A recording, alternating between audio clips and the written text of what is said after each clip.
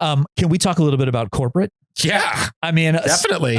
Such a funny show. Oh, thanks. It was a the great best. role. Oh, You're so funny in that show. Thanks, man. Yeah. What was it? To me, that feels like that is the moment where I look and I say, well, if that were me, I would say, oh, I've made it. I've arrived. Oh, yeah. This is it. Yeah. Did you have that sense, or like, what was your experience working on that show for so long? Bliss. Yeah. The best. So when I first got to LA, I was like fooling around with stand-up and storytelling because why not? Mm-hmm. And it was through that I remember going to all these weird open mics at like Tribal Cafe and Silver Lake and all these, like, it very much had the feeling of like Under St. Mark's and whatever. And like, I like the grit of it. I like the dirty, weird open mic. Like I always have a romance about stuff like that. So I would go to all these open mics and it was like, a bunch of people, whatever. And like, I am no stand-up comedian, Nate. I really am not. I've seen you do some stand-ups. Yeah, I've seen you do some very good stand-up. I appreciate it. But it's not like I'm not like one of these. I was hearing Rob talk about like joke craftsmanship. Nikki Glazer's a genius crafting joke. Like that is, I agree. And like I admire and revere people like that. But that's just not the way my brain works. I'm not like a Seinfeldian OCD jokesmith. Exactly. Right. But I do like performing and I like being up and saying things. So I would go to these open mics and there were 3 people who would jump out at me at all these open mics. I was like, wow. Like I was like not intimidated, just like totally amazed by them. And it was Jake Weissman and Matt Engelbretson and Aparna Nancherla. And I was like, okay, these folks are on a different, like they're stand-up comedians. They're like brilliant writers and like their delivery is so good. And like, wow, I have so much to learn. I'm like, there's such a delta between where I'm at in my stand-up journey and where these people are at. They're amazing. So I got to be friends with Jake and Matt just through that and just like got to know them. And then I just auditioned for it. It was like, I mean, getting the job itself was just like auditioning and it was right, just like a normal standard, whatever. But it was the best experience I've ever had, I think. I mean, it was such a blast. We shot it at it was in the dying days of Comedy Central. It was on like the death knell of that network or whatever. But we shot it at the old Los Angeles Times building downtown. Oh, cool.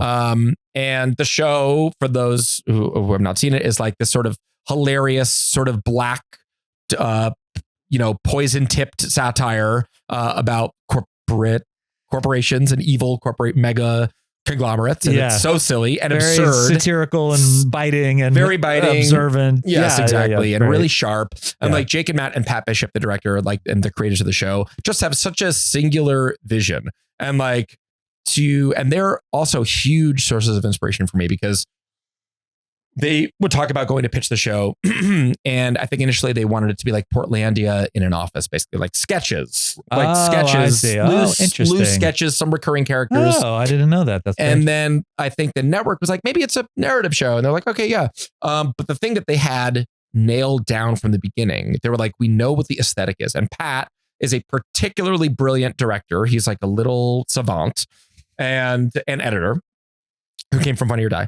And he and they would go in and pitch this thing, and they said it's going to be Office Space if made by David Fincher. They were really clear on the visual look of it, on the aesthetic. We want it to be moody and dark and sort of morose. The look of it. The show is going to be very, very silly. The plots of the episodes will be absurdist and silly and sitcom-y, but the look will feel sinister, and the look will feel sort of dramatic and Mr. Robot-ish, you know what I mean? And which it does. I mean, totally it's got a very unique, it's not the comedy visuals you're used to seeing. Exactly. Yeah. And I think that was like, to any budding like writer creators out there, it's like, that was one of the reasons I think that they got the show made, was because their vision was so specific and they were sort of unwavering about it. And they were like, this is what it will look dark. That's sort of that's like what will be unique about it, is that it will look like this. And they were just so smart and hilarious and funny. And Lance Reddick, who, rest in peace, was in the show. It's amazing, incredible, so funny. And they were just able to get all these amazing guest stars and like voice of Zavala. If you're a Destiny 2 video game, he fan, did so many. Great actor, amazing actor. So it was just a blast, man. It was just a blast. And like, so that was like, and it was also like a very sort of formative and seminal 5-ish years of life. It was like the show spanned Maggie and I moving into our house and having a child. And it's like that all was like over the course of the corporate experience. Yeah. So like it was means a lot to me. That the show definitely means a lot to me. And to your point about like if I was a series regular on a show that I really loved, like that I genuinely, even if I wasn't on it, would have adored. Mhm. And so in that way, it did feel like something of a career pinnacle or something like that. To be like, here I am, I'm doing it. And Aparna is in it too. And I bring up Aparna because she's in it and a genius. Yeah. But the whole thing was just a blast. It was a riot. Were you guys all cast together randomly, or was that you knew each other somehow influenced the, like, is she a creator? I didn't know if she was She was not a creator on the show, but Jake and Matt and Aparna, again, they had all known each other from stand up and they were all friends from stand up. Okay. And another thing that Jake and Matt and Pat are so good at, because then they went on to make the show after that, they made the show called This Fool that was on Hulu with Chris Estrada and Frankie. And it's like, they are so loyal to their friends. Yeah. And it's like corporate at every single opportunity, they would throw their friends in the show and give them part. Like they are deeply ethical people in that way. And just like the exact kind of show creators that you would want to be around and have in your orbit. Just they're not only hilarious, not only like deeply kind and thoughtful and considerate, but just like loyal and generous of spirit. I think that's such a good, you hear all the time, it's who you know. Yeah. And we've talked about this on this show before, but it's like, it's not just who you know, but it's who you're friends with, who is your circle, who's your network, your close, like people that you actually, your weirdos, who are your weirdos. Exactly. And I think people will say, oh, Hollywood is very competitive, and it is. Sure.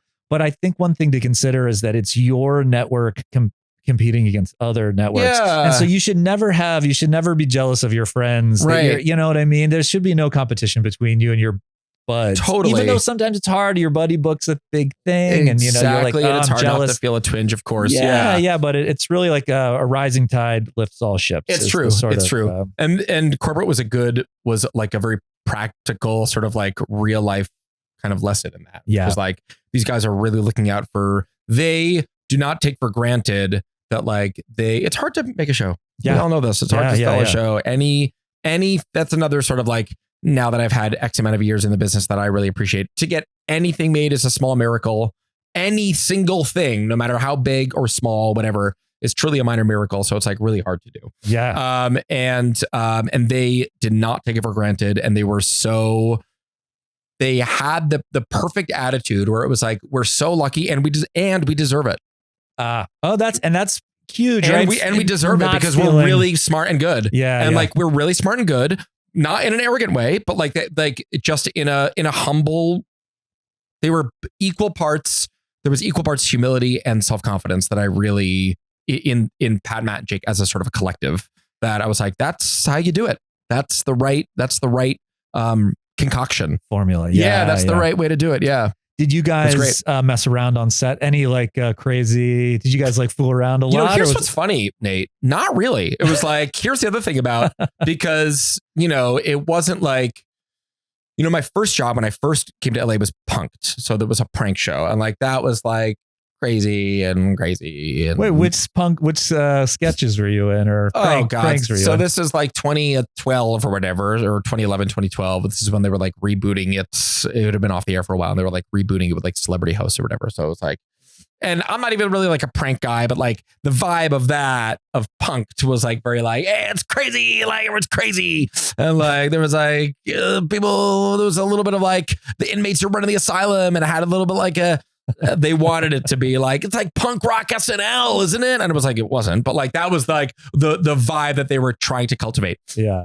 Corporate, Pat and Matt and Jake, they are hilarious. They are like the funniest people you would ever hope to meet, but they're quite serious about they're quite serious about the work and so it wasn't like a hilarious, crazy set. It really wasn't. It was like very efficient.